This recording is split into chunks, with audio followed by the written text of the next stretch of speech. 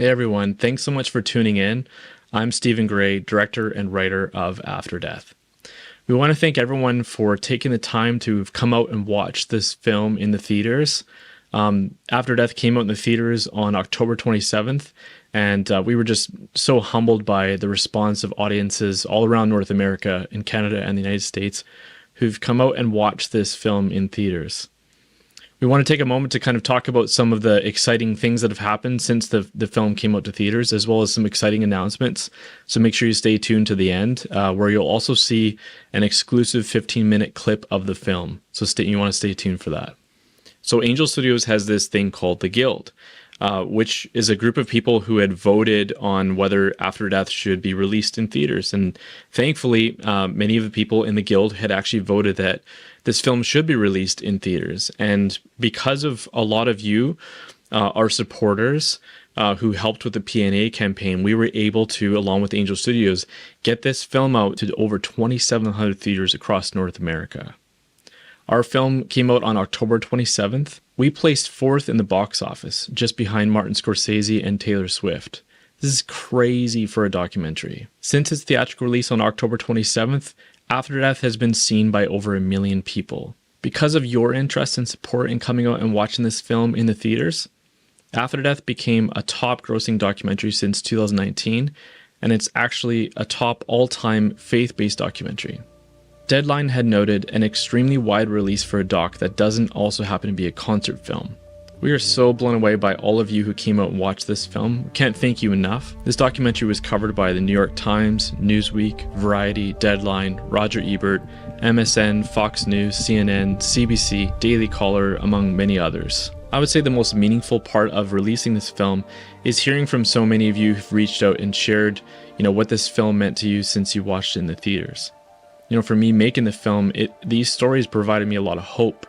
It actually restored my faith, and we were hearing from many people who've watched these stories that's what it's done for many of you as well. If you know anything about me, I've talked about it many times on the gram, in my stand-up, in my book. I talk about my fear of death.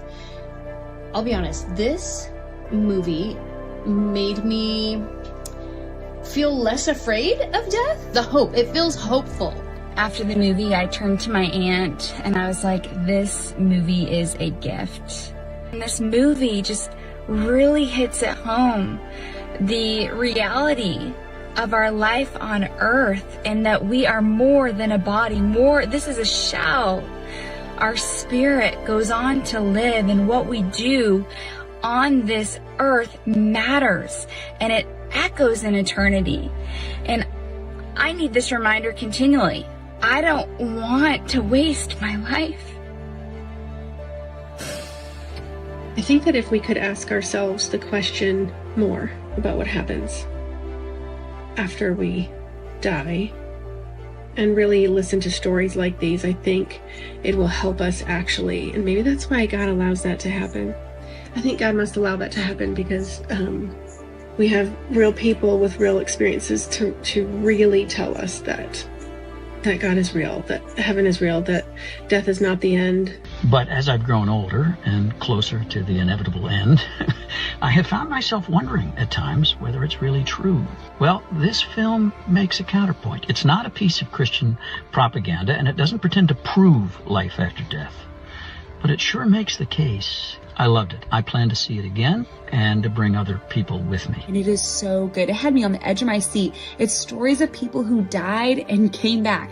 And it talks about the things that they saw, the things that they heard, and how it changed their lives. And for me personally, it just opened my eyes again afresh to realize like eternity is so much more real than earth. I've been afraid of death my entire life. I can't think of a single moment in my life that I've ever not feared death. And I just got done watching this movie called After Death. And for the first time in my entire life, I've felt hope in relation to death. These are natural emotions. I just finished watching the movie. I don't even know how to explain to you what I feel, but it's just like when God said in the movie that heaven was so perfect, when he came back alive, he was depressed with earth. He was depressed with this thing that we hold on to so tightly. He was literally depressed. And it just made everything I read in the Bible seem so real, like love, helping people, purpose, love, being a light. And I have to tell you, it brought me to a profound place in my thinking about life, death, and the afterlife. Last year, I lost my dear mother, Rachel, to her battle with Alzheimer's disease. As a Christian, I've always had an intellectual belief that there's a heaven waiting for us after this life, and that saying goodbye to a loved one is more like saying see you later. But when you enter the crucible of a loved one's final days, when you are up close and personal with the grave, that big black void of space between us and eternity can sometimes feel very dark and mysterious. And the mystery about where Mom might be now gave me a sudden panic as I stared into that void and the void stared back at me. That moment has haunted me ever since that day about 16 months ago. And then I saw After Death with its profound scientific and philosophical and spiritual exploration of the chasm between us and the afterlife, and the extraordinary depiction of what heaven might look like with all its vivid sights and sounds. It is truly a breathtaking experience watching this film. I've never seen anything like it before. And the film gave me a new reassurance about where my mom is now. It's one of the most extraordinary films you will ever see, and it will change your whole view of what comes next for you and everybody you love. Just how deeply that movie has impacted me. I have spent the last 20 minutes bawling my eyes out in prayer. It has impacted me so much, and impacted just the way that I think about prayer, the way that I think about loving others. I honestly cannot remember the last time that I watched a film that impacted me so deeply. And I know that it's going to impact so many others. I honestly can't wait to share it. So we've heard from so many of you who've reached out and said, when can you buy the DVD or Blu-ray? When is this film getting made available on different streaming services? And while we don't have anything to announce today, we do have exciting announcements to come in the future, as well as an international release for the film. Right now, you can watch the film exclusively through the Guild. So if you follow the link that'll be showing up on screen, as well as if you just look through in the description below, and you sign up to the Guild, you'll get exclusive access to watch this film early. So the other cool benefit to joining the Guild today is that you're actually going to be able to watch other films and vote on other content, whether it should go to the big screen or not. So this film, After Death, was actually finished before we went to the theaters, and many people had watched this in the Guild and voted that After Death should go to the big screen. And so because of many people who are in the Guild, this film was made available through Angel Studios to bring out to the big screen. And you'll have that ability as well by joining the Guild today, whether they should make it. You'll also get free tickets to be able to watch any upcoming Angel Studios release in theaters. So there's a lot of pluses to be able to join the Guild, but primarily you're going to have access to watch After Death exclusively in the Angel Studios app by joining the Guild today. So for a limited time, we want you to be able to join the Guild and watch that there. Some other cool things to announce: we have a merch store. So for After Death. So one really cool thing is there's a few shirts that were created. I'm wearing one today, just says After Death in the front. In the back, we have a really cool saying. It's actually a line from Captain Dale Black in the film. Inside the light was life, and inside the light was love. So it's a really cool piece for when you're walking around. People might ask you questions about the film. There's this really cool sweater here. So it's kind of a conversation starter. So the death right here is 100%. Make every day count. And there's some really cool sayings on t-shirts. I know myself, as I've kind of gone through different airports and different places and talking about the releasing of this film. People who've watched the film, stop me and ask questions, or they're curious about what is After Death all about. So I think it's a great conversation starter. We also have these cool wristbands here with different sayings on them. So you can head over to Angel Studios store, and there's a whole bunch of After Death merch there. We also have this really beautiful devotional on there called Discovering Heaven. It's a 30-day journey, a companion book to the latest film, After Death. This book is full of dozens of scriptures, heartfelt prayers, sermons that are designed to offer hope and encouragement in times of struggle. So whether you've lost a loved one, or you're curious more about life after, or you just want to deepen your faith, I think this devotional is perfect for you. So we got a bunch of shirts and sweaters and wristbands, but you can also see this poster that's behind me here, After Death. You can get yourself a poster as well for After Death. I know we've had a bunch of people reach out and ask where they can get a poster, and you can pick one up here. So something else I want to mention is we still have a Pay It Forward program. So when this film eventually becomes available in the Angel Studios app, we want to make this film as accessible as possible for as many people to see this as possible. So if you enjoy this film, if you watch in the theater and you enjoy this film, and maybe you're already part of the guild and you're looking for other ways to support this film and get more stories like this out there, you can pay it forward, which is basically going to make this film available for free when it eventually goes into the Angel Studios app outside of the guild. It's going to make that accessible for more people to be able to watch this film and these stories. On behalf of the entire production team at After Death, we just want to thank you so much for tuning in and watching this presentation, as well as going out and watching this film in the theater. You know, many of you went out and watched this film and paid it forward for others to be able to watch this in theaters, and we just can't thank you enough. So we're going to have some DVD and Blu-ray announcements, coming in the future, which will include some special features, as well as, international release for the film, and, where you're going to be able to stream the film. That'll all be coming in the future. But for now, if you stay tuned, we've got an exclusive look at the film After Death. So make sure at the end that you sign up for the Guild, and you can watch the full film there with your friends and family. And but stay tuned and watch this special presentation.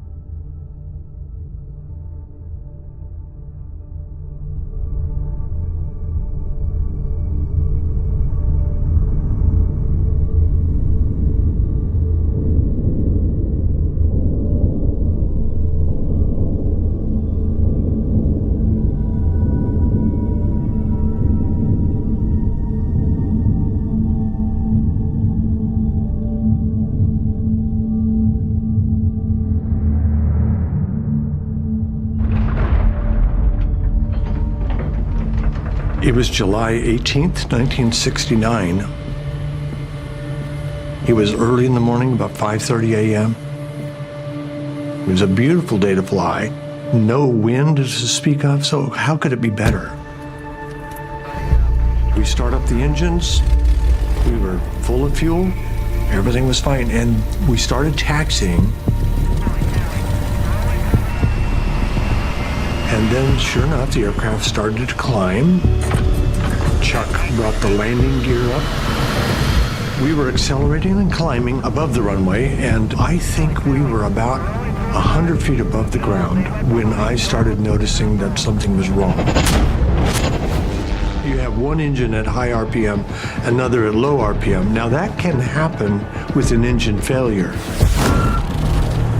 And I grabbed the chairs and held on and looked out, and I saw a bunch of green grass. It looked like a city park. And I thought, well, worst case scenario, we've always been trained to just land in a park. But the next thing I noticed was towering trees were filling our windshield. Chuck grabs the flight controls and he yanks them all the way left, as far as they'll go, and then he pulls it all the way back against his chest.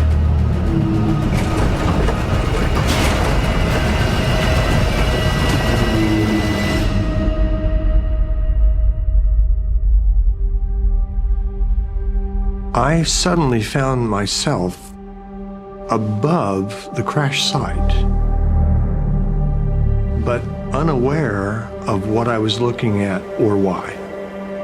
I was not in any pain. I was not in any fear or discomfort. I was just above this crash site.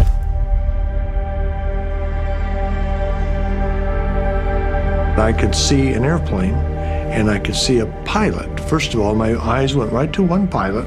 This was Gene. And then I went over and I saw another pilot right next to him, 5 feet away. And I recognized this as Chuck. And while I'm processing what I'm looking at, I see a third pilot, also about 5 feet away. And this is me.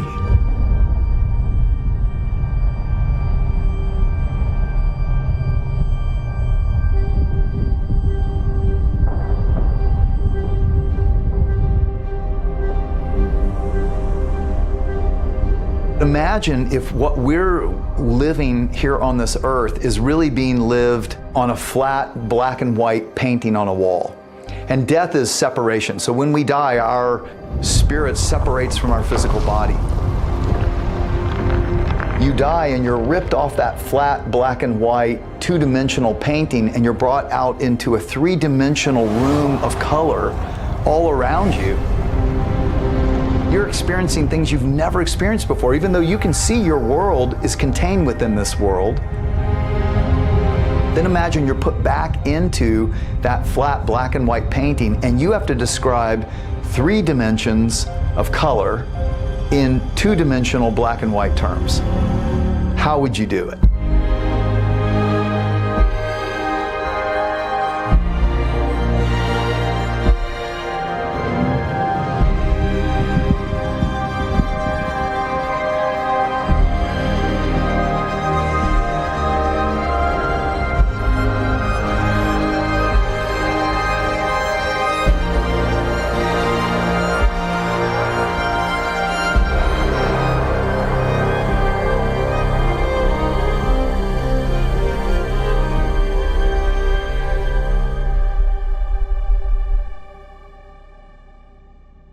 Medically, scientifically, the point of death cannot be defined. What we do know is there is a process of dying during which I feel the near-death experience occurs.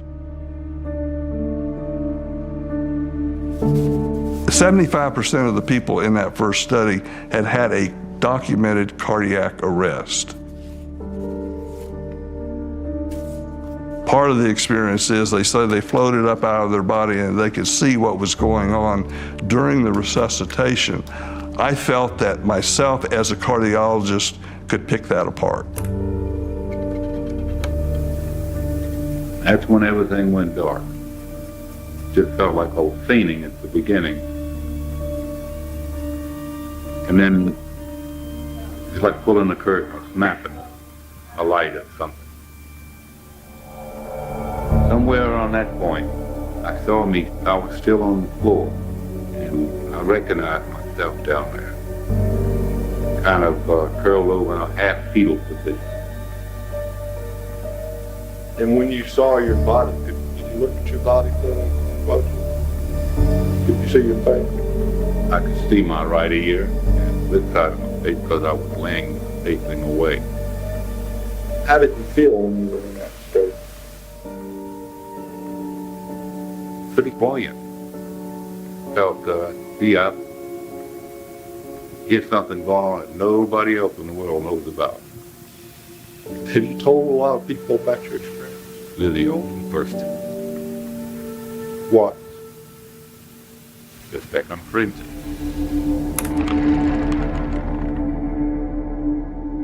This is clinical death as we know it. Sometimes for a few minutes, sometimes 30 minutes, sometimes hours.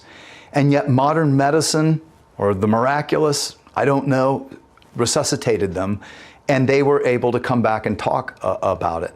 You may think you've died. All definitions, medically, scientifically, and legally, state that once you go across that red line, i.e. you die, you don't come back. And I like to say doctors resuscitate, not resurrect their patients. I was actually an agnostic. I didn't know if I believed there was a God. I don't know if I believe there's a heaven or not, but my dad was dying of cancer. And someone gave him the very first research on what's now called near-death experiences. And I saw it on his nightstand, picked it up and read it in one night. And that just got me curious. So it kind of opened my eyes, my mind, and I started to explore from there. I found it fascinating, kind of the train of how this whole near-death experience phenomena started to get traction in America. Dr. George Ritchie was the first one to really talk publicly about this. He was actually at Camp Barclay getting ready to go fight in World War II. What happened during those 9 minutes? Who did you see? What happened? I met the Christ because I was told to stand up. You're in the presence of the Son of God. He came into my room, and he conducted me through 4 different realms of life after death. That life really is forever. We don't die. Death is nothing more than just a gateway through which we go. Dr. Moody actually heard him lecture at the University of Virginia, where he was a visiting professor, and heard him talk about this near-death experience. In 1969, I became a professor of philosophy at East Carolina University. And in teaching courses on Plato, I began to hear these experiences from my students and also from other faculty members. I was brought into this field kicking and screaming. I was at the University of Florida in Gainesville with Sarah Kreitsinger, who was a psychiatric social worker at the hospital I was working at. She had picked up Raymond Moody's book, Life After Life, about 2 months after it was initially published. She read it, she gave it to me, she asked me what I thought. This is Dr. Raymond Moody, noted psychiatrist, lecturer, and researcher. He is perhaps best known as the author of the groundbreaking examination of the near-death experience, the best-selling book, Life After Life. It has sold upwards of 15 million copies and has been printed in 14 different languages. They tell us, first of all, that they seem, from their point of view, to leave their physical bodies, to float up above the scene of the resuscitation, and to watch the events going on down below. They tell us that they go through a narrow passageway or a tunnel into an incredibly brilliant and warm and loving light. Hogwash. I'd never heard these experiences before. I went into the hospital asking some of the older physicians, hey, you ever heard a patient say this? No. So I was very skeptical that these things were even occurring, and if they were occurring, they were either hallucinations or delusions or whatever. In cardiology, we're about scientific studies. So I asked a few people who had been resuscitated, and the third patient I talked to had an experience similar to what Moody talked about in his book, Life After Life. So Sarah and I said, well, maybe we ought to look into this further. We devised a scientific protocol to interview these people. We tape recorded the interviews. We took down their background data, their demographics, etc. And this went on for 5 years. First of all, I'd get permission to tape record it and then say, okay, go. Tell me what happened. 2 or 3 people lifted me and put me up on a dolly, all metal, 4-legged metal. When they first threw me up on the table, he struck me. And I mean, he really whacked the hell out of me. They shoved a plastic tube like that you put in an oil can. They shoved that in my mouth. It was at that point I noticed another table-like arrangement with a bunch of stuff on it. I'll know it later, the machine that they thump you with. They were coming toward, they were moving on me, is what it was. When you were up looking down on your body, did you see details? Yeah, I could see a whole lot of details, like blood spots on the wall. It was splattering on the wall, and then they had washed it up. These people say, I've never told anybody about this, Doc, and by the way, I'm the only one that's ever had this. So the near-death experience at that time, and that's about 45 years ago, was not well known. And so these people were sort of coming up with it on their own, and they were suspicious of me asking the questions, which to me lent credibility to what they were telling me. Many of them said, for example, that they'd tried to tell their doctor about it or a minister about it, and that they were dismissed. And in those initial years, the people that I talked with were just very happy that at last somebody would listen to them.